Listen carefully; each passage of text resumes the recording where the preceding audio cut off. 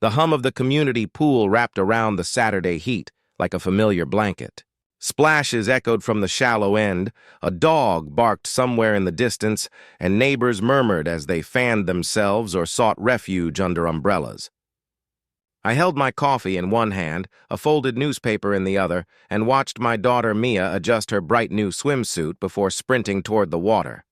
Everything was ordinary, until it wasn't. I saw her first. A tall woman, immaculately dressed, moving toward the pool with that unmistakable aura of control.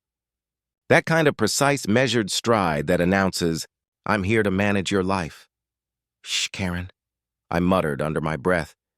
And then I noticed him, her son, a lanky teenager wearing the same smug, self-important expression, trailing behind her like a shadow. "They're coming over," I whispered to myself, setting down my coffee.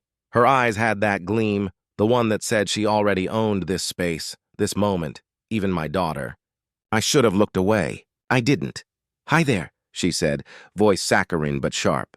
"Is this Mia?" I nodded cautiously. "Yeah, she's just getting ready for a swim." Her son stepped forward. My stomach dropped. "I need to check the swimsuit fit," he said, trying to sound casual. I blinked. Did he just say what I thought he said? "Excuse me?" I managed, my calm already fraying. "Just making sure it fits right," he added, smiling like this was the most normal request in the world. My heart pounded, the coffee trembling in my hand. "I'm the police chief," I reminded myself. "I handle crazy situations daily." But this crossed a line I didn't realize needed verbalizing. Her smug little grin said it all. Mother enjoying her perceived authority. Son expecting backup. "Absolutely not," I said firmly, stepping between Mia and them. "You will not be touching my daughter." "This is inappropriate." Karen tilted her head, eyebrows raised in mock shock. "Oh, come on. It's just a simple check." "You don't get to decide that," I snapped. Her son froze, then gave an awkward smile, clearly expecting Mom to intervene. She did, in a way that made my skin crawl. She whispered something I couldn't hear, and he took a step back, hands raised like a defeated soldier. But the tension didn't break. I swallowed hard, aware every poolside neighbor was watching. Summer air thickened with judgment, unspoken but heavy. And I realized this wasn't just a one-off. This was the start of a war. When they stepped back, I thought maybe it was over. I was wrong. HOA Karen doesn't walk away from fights. Not in her world. She circled back, hands clasped as if about to preach a sermon. "You know, I just worry about safety," she said, syrupy with an undercurrent of steel. "Wouldn't want any wardrobe malfunctions." I forced a polite smile, jaw tight. "Mia's fine. She knows how to wear a swimsuit. I'm fully capable of supervising her." Her eyes narrowed, a flicker of condescension that made my skin crawl. "Of course, but sometimes parents overlook things. Teens can be unpredictable," she said. I took a slow breath. "I understand your concern, but my daughter's privacy isn't negotiable." Her lips pressed into a thin line. And then she dropped the next bomb. "I'll be filing a report with the HOA. Community standards, safety, proper attire." She let her words hang, heavy in the humid air. I blinked. "A report about a swimsuit? About my daughter?" My fists curled, but my voice stayed calm. "You're welcome to report whatever you like, but you'll find nothing inappropriate."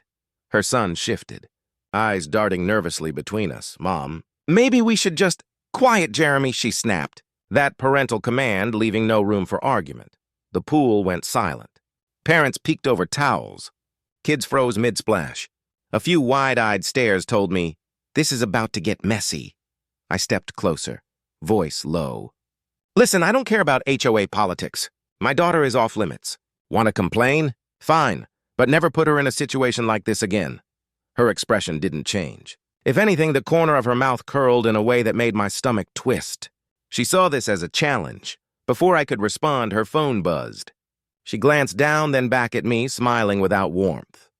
"Oh, seems the HOA president wants to talk. I'm sure they'll want both sides." I clenched my jaw.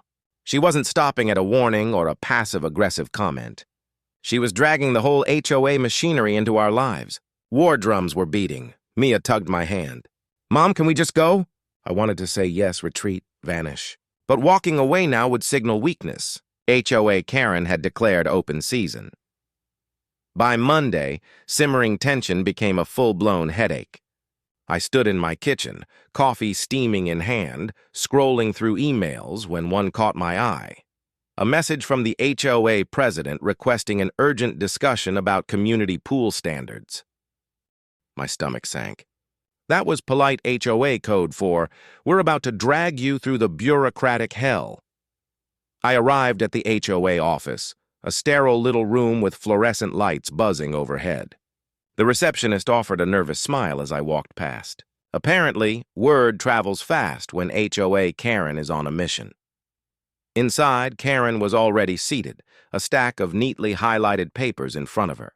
Jeremy hovered nearby, looking embarrassed, as if he already knew he had crossed some invisible line.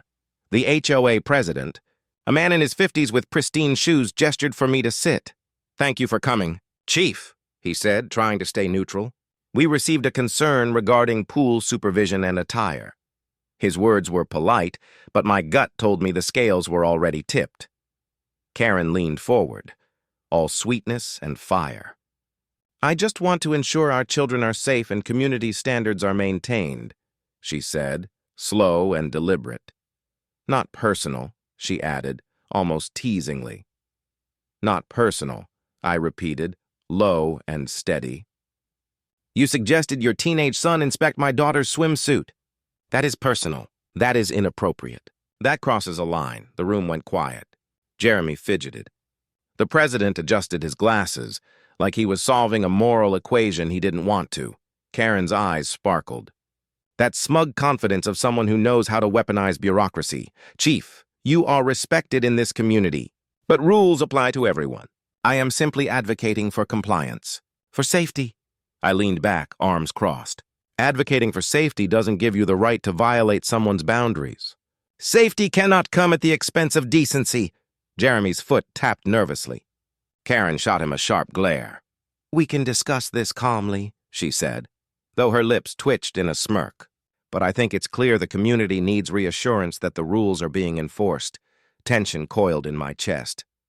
This wasn't about rules or even the pool. It was about control, and she wanted to make my family a public example. Then she dropped the line that made my blood run cold.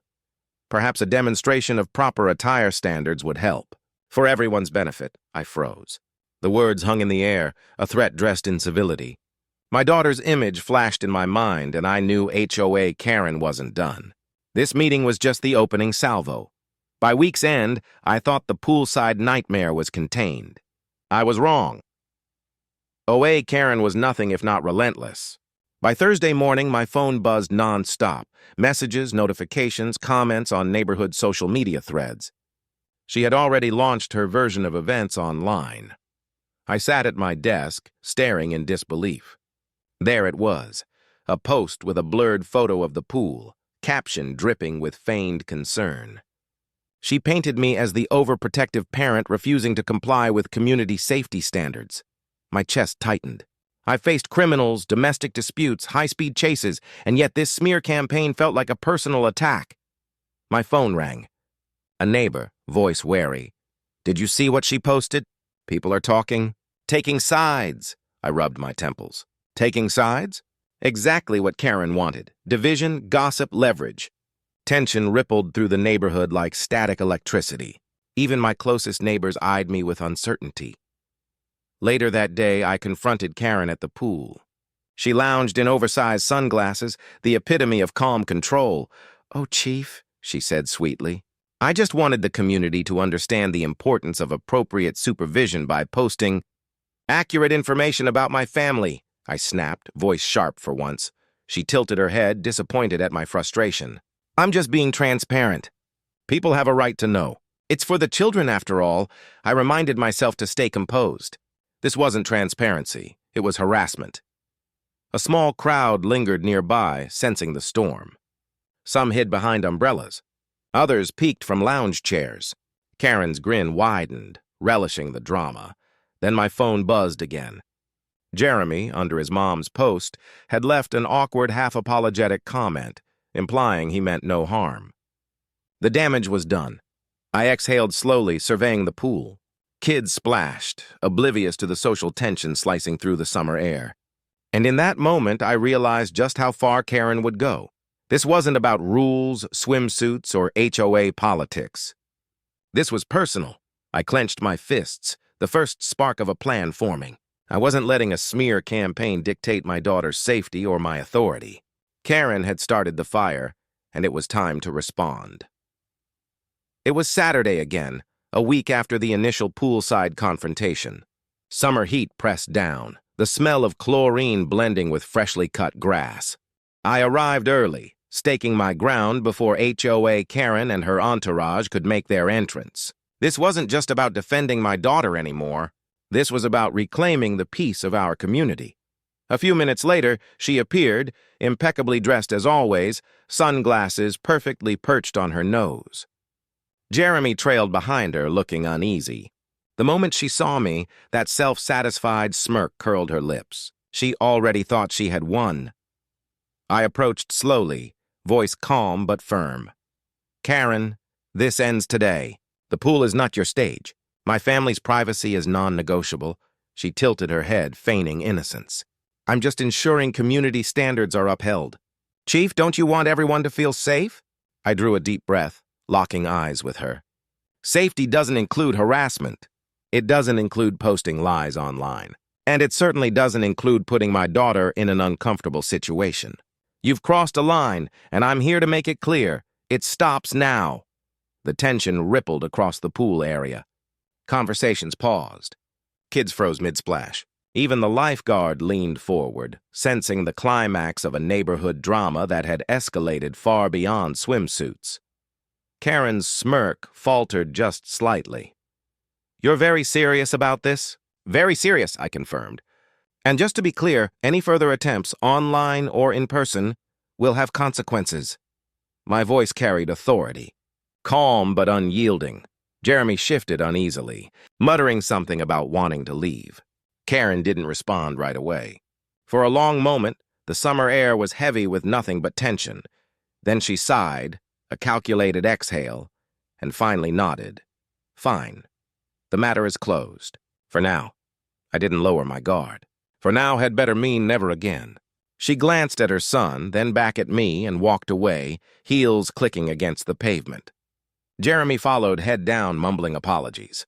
The spell of control had broken, at least for today. I watched them go, chest still tight from adrenaline. Mia ran to me, wrapping her small arms around my leg. Thanks, Mom, she whispered. I knelt, hugging her tightly, relief mingling with lingering tension. Always, I said, nobody crosses our boundaries. Not today, not ever. The pool returned to its rhythm. Laughter, splashes, summer heat. But I knew the echoes of HOA Karen's ambitions would linger.